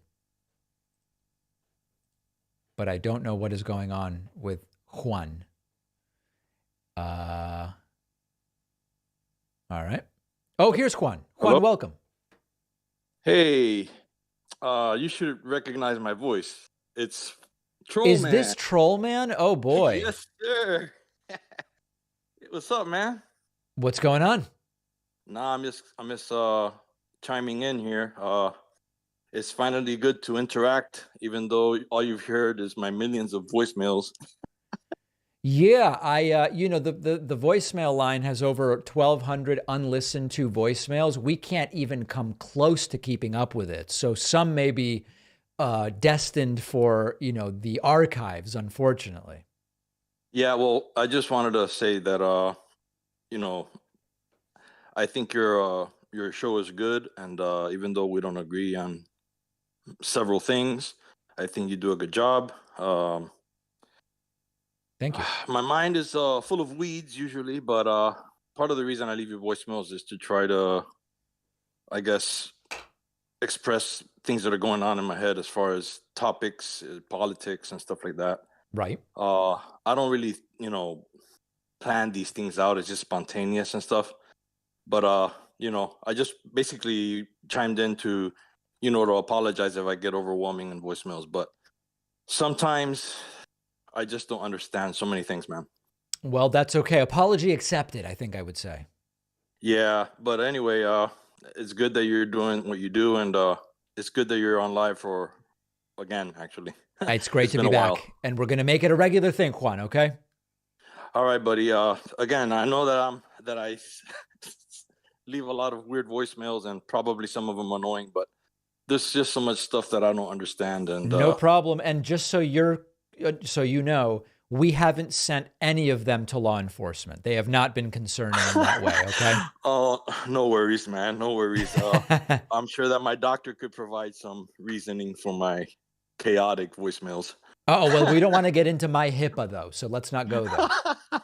All right, man. Anyway, Okay. you do a good job, and I wish you the best, my friend. Thank you. All right, there is Juan from Florida. Let's go to Hannah from Georgia. Hannah, I remember you calling in because your name has a very unusual spelling, and we were trying to figure out how it's pronounced, and it's just Hannah, it turns out, right? Yeah. Great. Well, welcome back. Oh, sorry. Yeah, thank you for having me. And I did have 2 questions, if that's okay. No Well, worries. let's evaluate the first one, and if it's good, then we'll go with the second one. Is that fair? Yeah. So I was gonna say like how the right kind of runs on like what the left potentially wants to do, and they run on like all trying to stop it. But if there were to actually be accomplishments in like regulations for like guns, big pharma, corporations, stuff like that, is that just giving them ammo to where now they can run on like we need to repeal this, or we need to enact our own legislation to cover for what they just did, like instead of it being a what if thing, if we actually do accomplish things, is it That's a just good more question. ammo? I think that what you're essentially saying is, should the left forego doing good things because it gives the right ammunition to run on repealing those things? I think No, well, not that they shouldn't do it, No, but just no, like, or do you that think it's a that would be the problem. right's reaction to it? It absolutely would. And that's okay. I mean, it absolutely would be the right's reaction, but that doesn't mean that the left shouldn't pursue policies that make sense and are good for people. But yeah, without a Oh, yeah, doubt, for that would be sure. the reaction. Yeah. And did you want the second question? Sure. I think the first one was good enough to get a second question. Okay. So my other question was like, if you thought there was a way to break the two-party system without having like a really great impact for however many years it takes to kind of sort it out on like the economy, climate, quality of life, immigration, stuff like that. And like, so is it better to like break the two-party system, have like years of turmoil, or just try to work within the two-party system to try to accomplish progressive agendas? You know, the great thing is you got to do both. There's enough people and enough activists that you can work inside and outside of the Democratic Party. And the unfortunate reality is that for third parties to really have a shot at significance, I think is the way I would say it. I've listed the things that have to change. We need to go to public financing of elections. We need to go to some version of ranked choice or transferable voting. There's all these different things that have to be done. And we have to work on that. But if you just do that, then you accomplish nothing in the meantime. So you've got to do, it's cliched, but they call it an inside-outside strategy. And you've got to work inside the Democratic Party to make it as progressive as we can. And we've got to work outside to try to give third parties closer to even footing. Yeah, for sure. No. All right. Well, Hannah, great to hear from you again. I appreciate the call. Yeah, thank you. All right. There goes Hannah from Georgia. Let's go next to Blake from Birmingham. Now, is this Birmingham, UK or Birmingham, Alabama? Alabama. Alabama. All right. Very good. What's on your mind today? Yeah, just more of an open-ended question. I'm very interested in Cuba, the people, the government, and everything. Yeah. I was wondering if you thought anything may happen with U.S.-Cuban relations, whether it's under a Biden administration or otherwise. Could it be considered as an easy win, or is it just not really worth the effort at the time? Not worth the effort at the time for Biden. So this is, again, I would love to see all sorts of normalization with Cuba.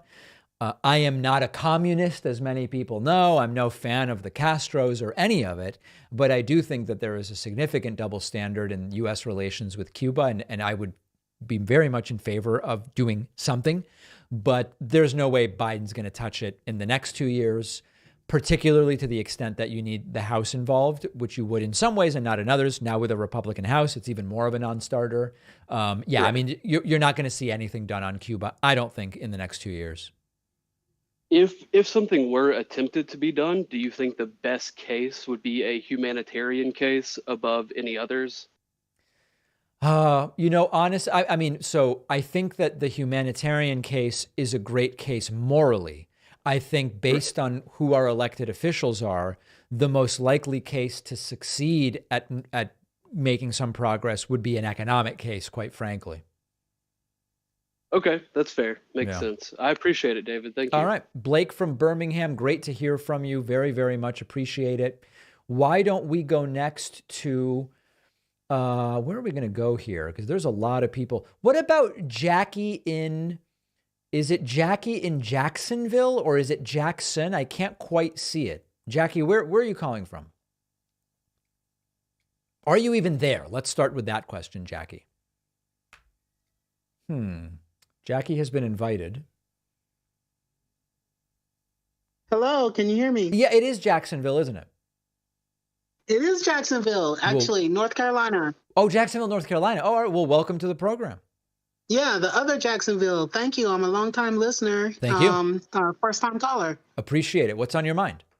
And I have a lot on my mind, actually, All right. and mainly a concern and a question.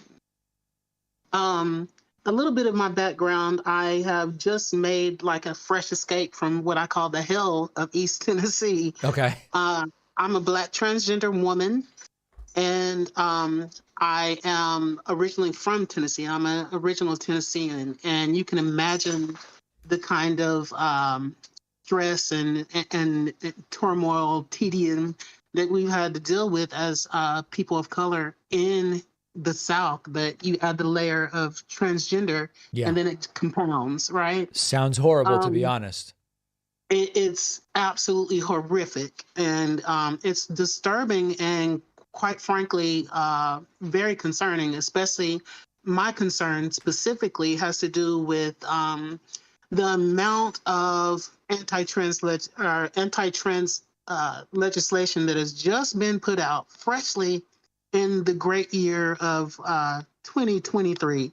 Right. Before basically even, Happy New Year is finished being sang by the society as a whole. You have members of the GOP introducing legislation that is targeted at diminishing our quality of life. And it's very upsetting. We have a lot of people in this community that are looking for equity and looking for parity, and tired of really asking for it, but instead thinking moving forward that we should start demanding. That is my concern, if you will. My question as a transgender activist and an LGBTQ plus advocate, what can we do as a community, as a transgender community, as a queer community? What can we do to better, how should I put it? To better demand our quality of respect, our parity in this society that is intentionally demeaning transgender people, especially transgender I think it's youth. a great question. I think the issue with, I can really only comment on this generically in the sense of what can anyone do to bring their issue more to the forefront. And of course, it's starting to run for office at every level, meaning everything from parent-teacher association up through the highest, federal offices and everything in between. Contacting media, a concerted effort to get media spotlights on issues of importance and things that are, it's sort of generic to any issue that you're trying to put into the forefront. I think the specific game plan on this issue should really be led within the community. And so, beyond that generic idea, I think it's for people who are part of the community to really figure out the best way to go forward, rather than for me to kind of suggest. I beyond the generic stuff, I'm not sure. Right. And that's just it. Is that, I work for a trans charity organization, legitimate 501c3. Yep. And our plan is to bring our allies to the forefront and to empower our allies. There's a lot of cisgender people out here who, with the colloquialism of silence being complicity. Right. When you have, our allies, the people who actually support us and, want to give us the fair shake at having our, our parity and pursuing happiness and attaining it. When they're silent and not speaking on our behalf, how can we better draw them in to empower them? And well, not even them, but you, for instance, you know what I'm saying? How can we get you out here being a voice for transgender parity and equality and all that stuff? Yeah, I mean, this is a big issue in general when it comes to allies, and it goes beyond the trans community, which is activating allies, but not so much that the allies start coming in and imposing what they believe should happen over those who are actually members of the group. Like, this is a big thing with the entire, Latinx thing, which I don't use. Right. And, as a Hispanic American, when random, white Americans say whether it should or shouldn't be used or whatever, it starts to sort of feel like, well, how about my view from within the community? You know what I mean? So I think it's it's important to find that balance. And shout out to the governor of Arkansas who just banned Latinx. Yeah, as I saw that. As her first act. Banning in is a whole office. other story, that maybe is going a little too far. Absolutely. Well, And I'm listen, thinking Jackie, doing I it appreciate the call. You're better. raising some really important issues, and I want you to keep us posted on what else you get involved in down there and whether there's any progress. Absolutely. Surely will. And thank you so much. I am a fan of the show. Oh my gosh. Just the eloquence that you come with and the honesty that you present to the audience is above and beyond. So congratulations I appreciate on the that. show. Congratulations on that beautiful little girl as well. Thank you. Blessed 2023 to you. Jackie from Jacksonville, great to hear from you. Very, very powerful messaging and important stuff going on, and what great people doing great things all over the place. Let's go next to Dylan from Tijuana in Mexico.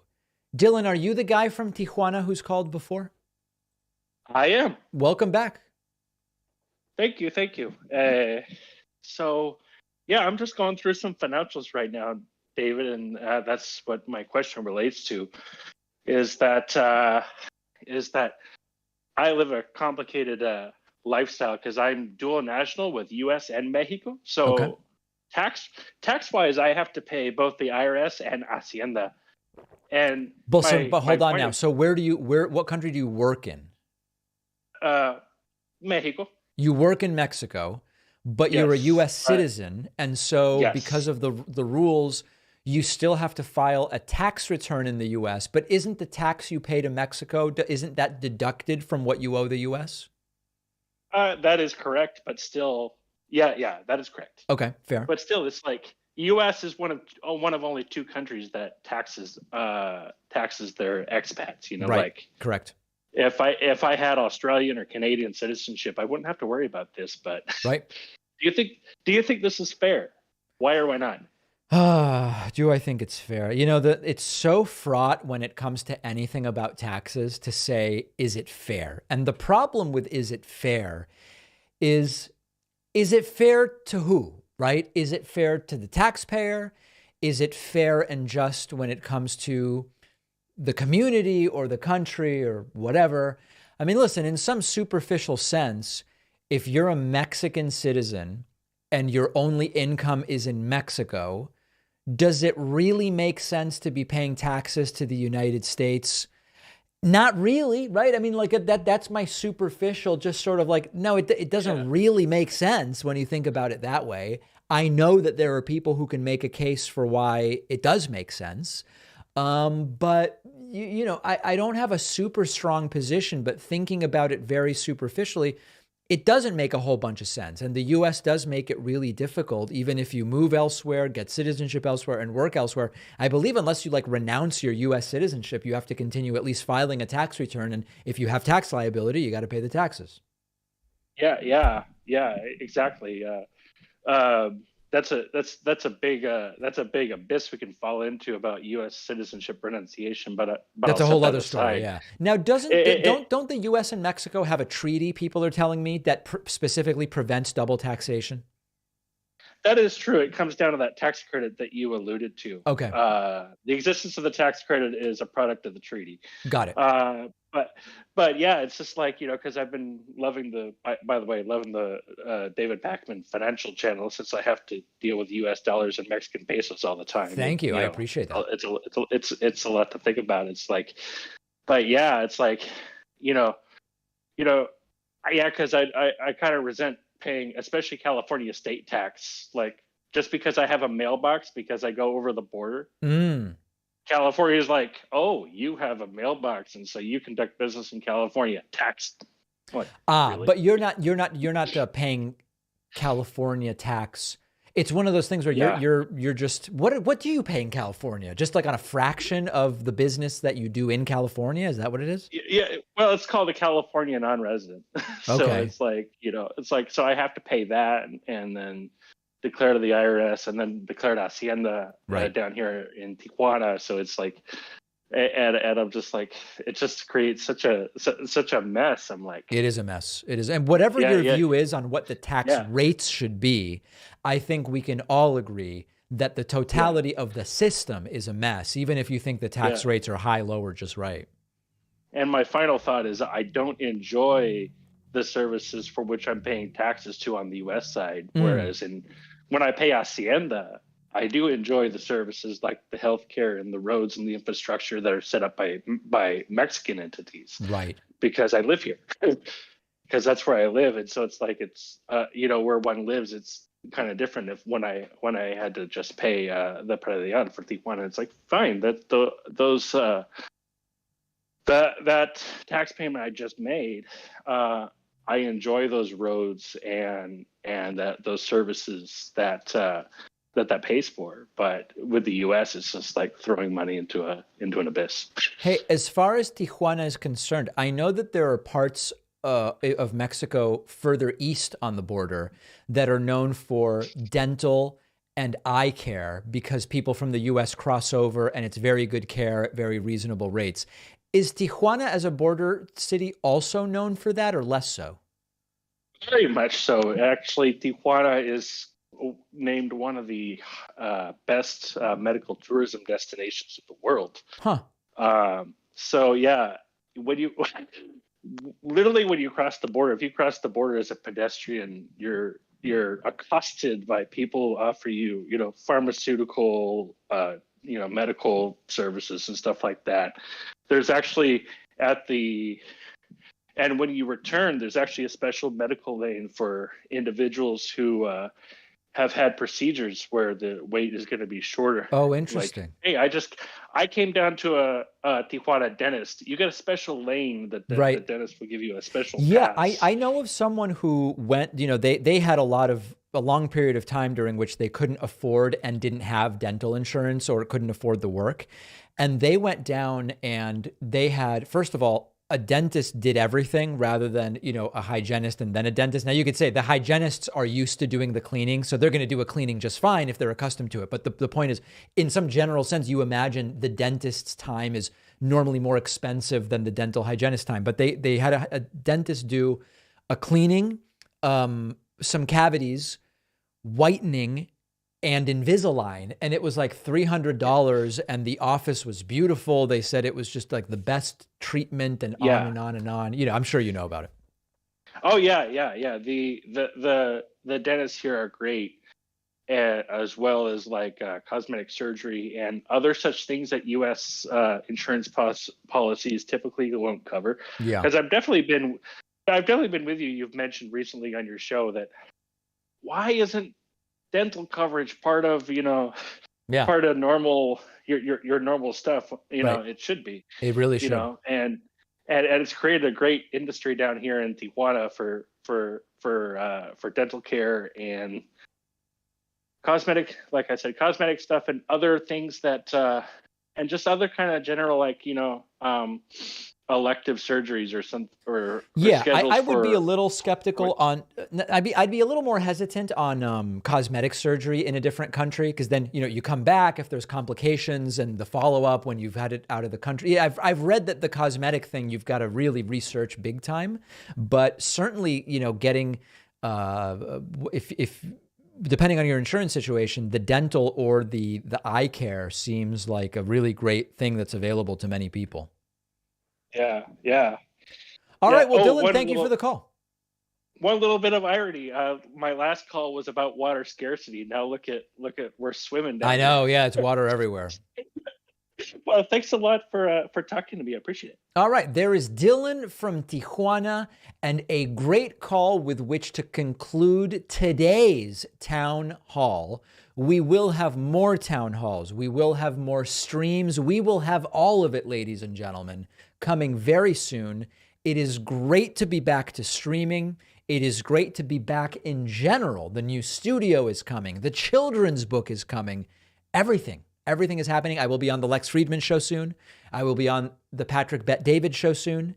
I will be on with Anthony Pompliano very soon. And we will talk to everybody very soon. Thanks for being here.